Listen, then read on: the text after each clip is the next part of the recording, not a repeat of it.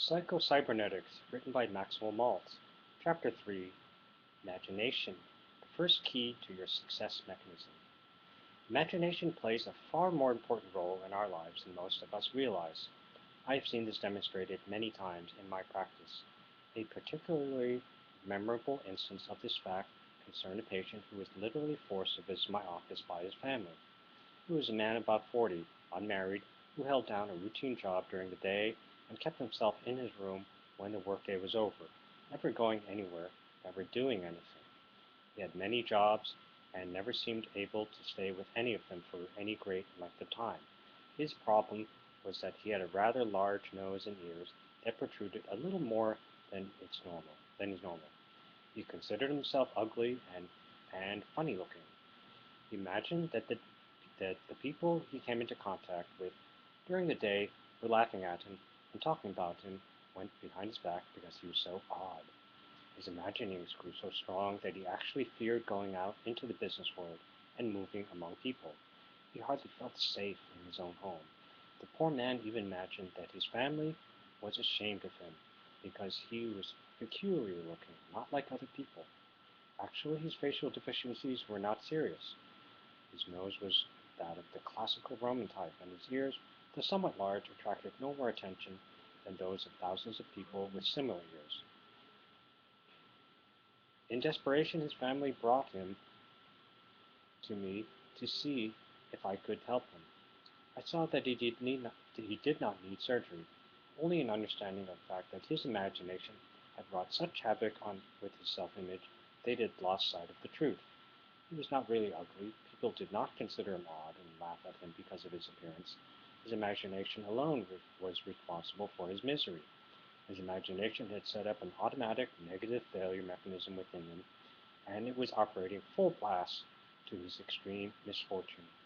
Fortunately, after several sessions with him, and with the help of his family, he was able to gradually realize that the power of his own imagination was responsible for his plight. And he succeeded in building up a true self-image and achieving the confidence he needed by applying creative imagination rather than destructive imagination. Creative imagination is not something reserved for the poets, the philosophers, the inventors. It enters into our every act.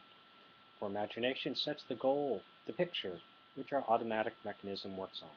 We act or fail to act, not because of will, as is so commonly believed, but because of imagination.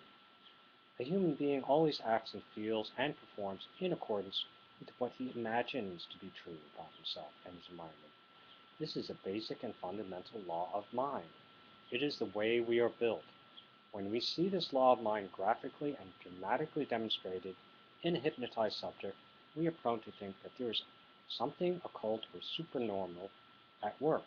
Actually, what we are witnessing is the normal operating processes of the human brain and the nervous system.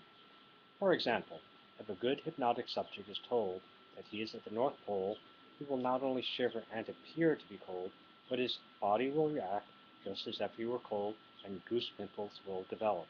The same phenomenon has been demonstrated on wide-awake college students by asking them to imagine that one hand is immersed in cold water.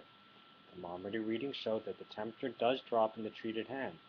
Tell a hypnotized subject that your finger is a red-hot poker and he will not only grimace with pain at your touch, but his cardiovascular and lymphatic systems will react just as if your finger were a red-hot poker, and produce inflammation and perhaps a blister on the skin.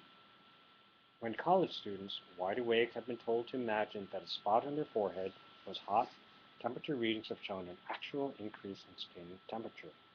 Your nervous system cannot tell the difference between an imagined experience and a real experience.